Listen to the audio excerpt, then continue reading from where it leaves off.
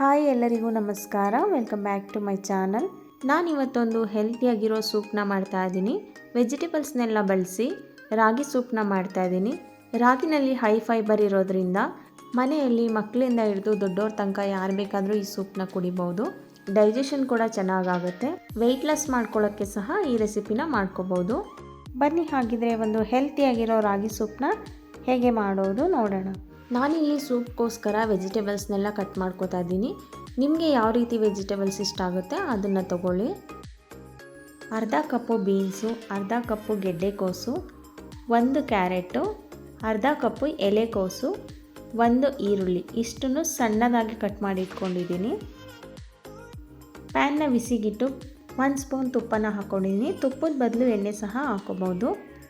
ತುಪ್ಪ ಕಾದ ನಂತರ ಒಂದು 4 ರಿಂದ 5 ಎಸಳು ಬೆಳ್ಳುಳ್ಳಿಗಳನ್ನ ಸಿಪ್ಪೆ ತೆಗೆದು ಸಣ್ಣದಾಗಿ ಕಟ್ ಮಾಡಿ ಹಾಕ್ಕೊಂಡಿದ್ದೀನಿ. ಅರ್ಧ ಸ್ಪೂನ್ ತುರಿದಿರೋ ಶುಂಠಿ, 2 ಹಸಿಮೆಣಸಿಕಾಯಿನ ಹಾಕಿ ಶುಂಠಿ ಬೆಳ್ಳುಳ್ಳಿ ಹಸಿ ವಾಸನೆ ಹೋಗೋ ತನಕ ಫ್ರೈ ಮಾಡ್ಕೋಬೇಕು. ಒಂದು 5 ರಿಂದ 6 ಸೆಕೆಂಡ್ ಫ್ರೈ ಮಾಡಿಕೊಂಡ್ರೆ ಸಾಕಾಗುತ್ತೆ. ನಂತರ ಸಣ್ಣದಾಗಿ ಕಟ್ ಮಾಡಿಟ್ಕೊಂಡಿರೋ ಈರುಳ್ಳಿ, ಕ್ಯಾರೆಟು, ಗೆಡ್ಡೆಕೋಸು, ಬೀನ್ಸು ಮತ್ತು ಎಲೆಕೋಸು ಇಷ್ಟನ್ನು ಹಾಕಿ ತರಕಾರಿಗಳನ್ನ 1 ನಿಮಿಷ ಫ್ರೈ ಮಾಡ್ಕೋತಾ ಇದ್ದೀನಿ.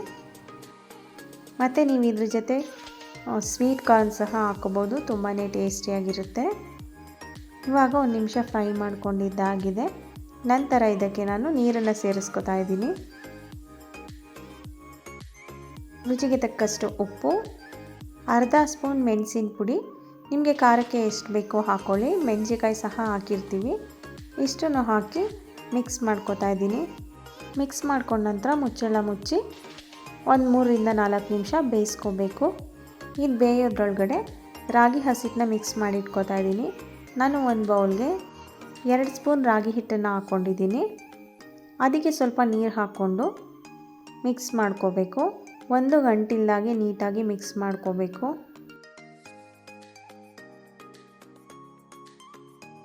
ಇವಾಗ ನೀಟಾಗಿ ಮಿಕ್ಸ್ ಮಾಡ್ಕೊಂಡಿದ್ದಾಗಿದೆ. ನಂತರ ಇನ್ನೊಂದು ಸ್ವಲ್ಪ ನೀರನ್ನು ಸೇರಿಸ್ಕೊಂಡು ಸ್ವಲ್ಪ ತೆಳು ಮಾಡಿ ಇಟ್ಕೋಬೇಕು.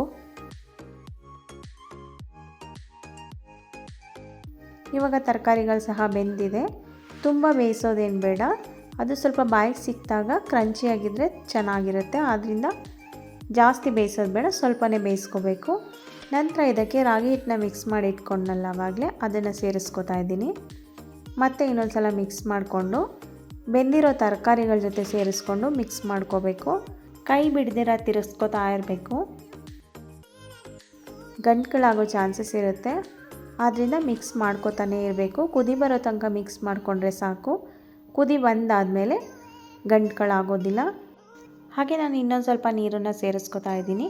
ಗಟ್ಟಿ ತೆಳ್ಳು ನೋಡಿಕೊಂಡು ಎಷ್ಟು ಬೇಕಾಗುತ್ತೆ ನೀರು ಅಷ್ಟನ್ನು ಸೇರಿಸ್ಕೊಳ್ಳಿ. ಇವಾಗ ಕುದಿ ಬಂದಿದೆ. ಇದನ್ನು ಒಂದು 2-3 ನಿಮಿಷ ಕುದಿಸ್ಕೊಂಡ್ರೆ ಸಾಕಾಗುತ್ತೆ. ಕೊನೆಯಲ್ಲಿ ಸ್ವಲ್ಪ ಕೊತ್ತಂಬರಿ ಸೊಪ್ಪು ಮತ್ತು ಅರ್ಧ ಸ್ಪೂನ್ ನಿಂಬೆ ರಸನ ಹಾಕಿ ಮಿಕ್ಸ್ ಮಾಡಿಕೊಂಡ್ರೆ ಹೆಲ್ತಿಯಾಗಿರೋ ರಾಗಿ ಸೂಪು ರೆಡಿಯಾಗುತ್ತೆ. ನಿಮಗೆಲ್ಲ ಈ ರೆಸಿಪಿ ಇಷ್ಟ ಆಗಿದೆ ಅಂತ ಅಂದ್ಕೋತೀನಿ. ಇಷ್ಟ ಆಗಿದ್ದರೆ ಪ್ಲೀಸ್ ಒಂದು ಲೈಕ್ ಕೊಡಿ, ಹಾಗೆ ಒಂದು ಕಮೆಂಟ್ ಮಾಡಿ, ಮತ್ತು ನಿಮ್ಮ ಫ್ಯಾಮಿಲಿ ಫ್ರೆಂಡ್ಸಿಗೆಲ್ಲ ಶೇರ್ ಮಾಡಿ. ಹಾಗೆ ನೀವಿನ್ನೂ ನನ್ನ ಚಾನಲ್ಗೆ ಸಬ್ಸ್ಕ್ರೈಬ್ ಆಗಿಲ್ಲ ಅಂದರೆ ದಯವಿಟ್ಟು ಸಬ್ಸ್ಕ್ರೈಬ್ ಮಾಡ್ಕೊಳ್ಳಿ. ನಮ್ಮ ಚಾನಲ್ಗೆ ಸಪೋರ್ಟ್ ಮಾಡಿ. Thank you.